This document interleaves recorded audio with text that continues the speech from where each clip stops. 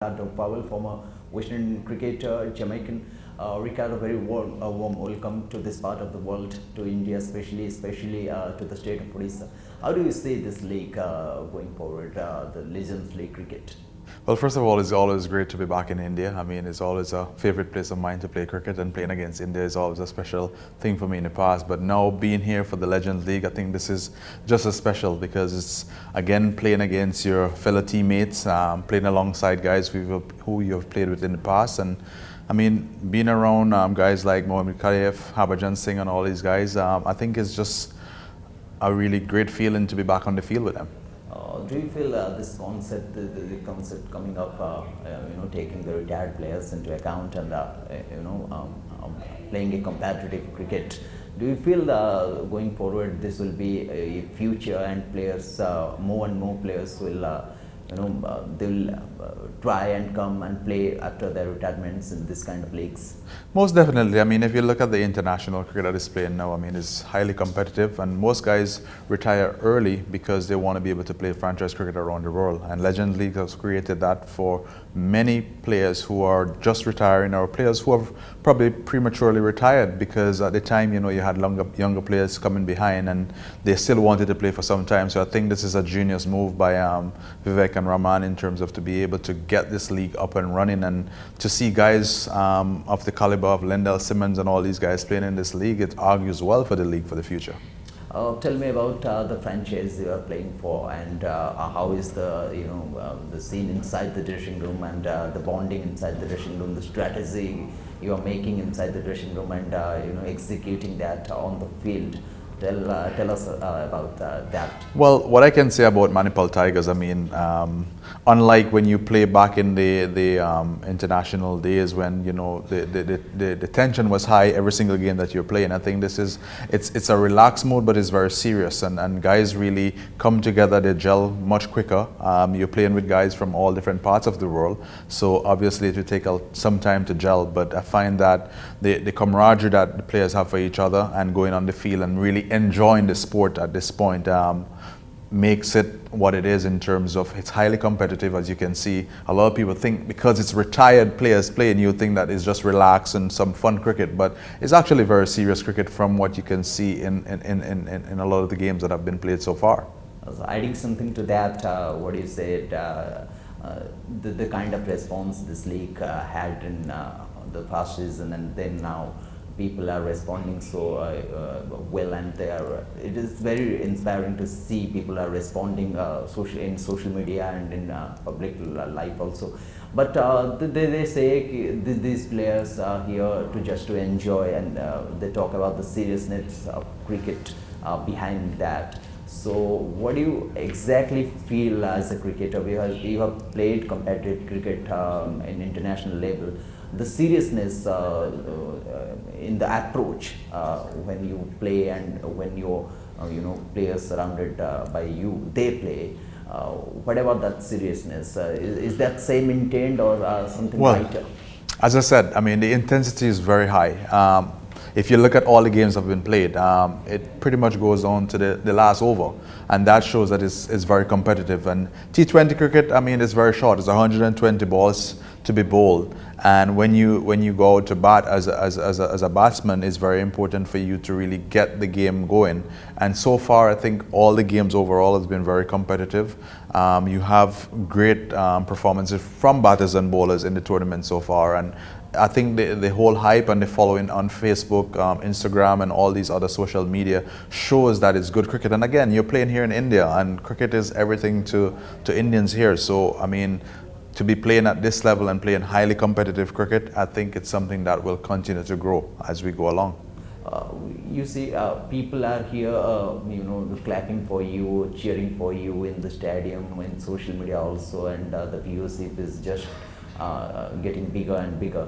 But there is one challenge that what about the future? Do you see any future about this kind of leagues going forward? There will be, this league will expand, and players all over the world, they will come and play. Do you see that kind of? One of the beauty about these kind of league is that the owners have partnered with sports agencies from all over the world. I mean, I am fortunate enough to be in one of those positions where I own a sports agency in America, along with my wife, where players like Lindell Simmons, Dinesh Ramdin, Riyad Emirates, all these guys are coming through these agencies. So you find that players who are retiring or just coming out of retirement and maybe prematurely retiring because the hectic schedule that you have playing for the West Indies, the Australia and all these things, these leagues are perfect league for these guys to go in. So you find as the league grow, you will have more competition from players who are just retiring from international cricket. So again, it's just going to be an extension of an IPL or a Big Bash or a CPL. This is just going to be one of those leagues, but now you'll get a chance to really see players who you felt might have vanished from the game, players who you wish you could have seen much longer. This is now a league for those guys to carry on that legacy, to make sure that you can see them in the T20 format, which is not so strenuous as you would be playing 5, 6, 7, 8, 9, 10 tours a year. You're wearing this blazer and it's written 124 not out sports agency. It's your highest score against India, isn't it? Yes. 124 not out. Tell me about this agency, and you are now, because you are a sports entrepreneur, along with your better half. Tell us about that and how you are promoting cricket. Well, the sports agency came into being through the vision of my wife in terms of to collaborate both the academy that we own plus the media side of the company. You have a lot of players now who are retiring from the game, plus you have existing superstars coming out of the West Indies. So we felt that during this period, it was good to form an agency to represent these players the right way. I was one of those players who went through the ranks and played for West Indies who didn't have right representation, and to be able to be playing across the world now and have that representation where you can make sure that you're booked and busy throughout the year. This is something that we really look to make sure that all our players are handled in the professional manner that they're supposed to be. And furthermore, in terms of cricket, for a lot of players like myself, is not just on the field. You have a career off the field, and that is something that the agencies strive on, to make sure that we build a brand for you outside of cricket. Are there any challenges to feel, promoting sports through this agency and promoting it in USA and other parts of the world where cricket is not that big? Do you feel it's a challenge? Well, I think as we continue to represent international superstars, as I said, you have the big names who I've mentioned earlier. Once we continue to represent those kind of players, we will continue to feed those players into leagues like this and leagues in America. Hopefully in the near future, we're going to have a major league coming in America. That's something that, again, international players are going to be a part of that. And who to tell, in another year or two, these kind of leagues are going to really transcend into other countries where cricket is maybe not as popular, and this is going to bring that kind of energy and an audience that you need for cricket to continue to grow. And how is the response so far? Well, I mean, I think the numbers are definitely coming through for the Legends League, where I think up to this morning I heard in terms of worldwide views, you're probably over 500 million. So I think that kind of audience to be able to get within your first year of playing in India, when you have an India series going on against Australia and you have another World Series going on, it's something that can only grow from strength to strength. Yeah, and why this name 124 not out? It's your highest score against India, and we Indians are really afraid of you when you are playing back to your playing days. Well, I think again, I mean, I've played 109 one-day international, and probably about close to 100 innings, and strange enough, a lot of people only remember one innings, and it was that 124 against India in Singapore. And I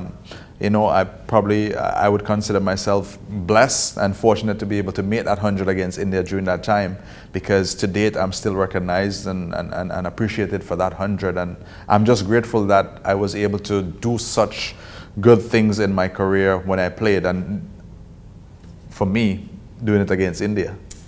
Well, it's very nice talking to you, and congratulations for this 124 not out. We wish you all the best and best of luck going forward. It's a very pleasure talking to you. Thank you.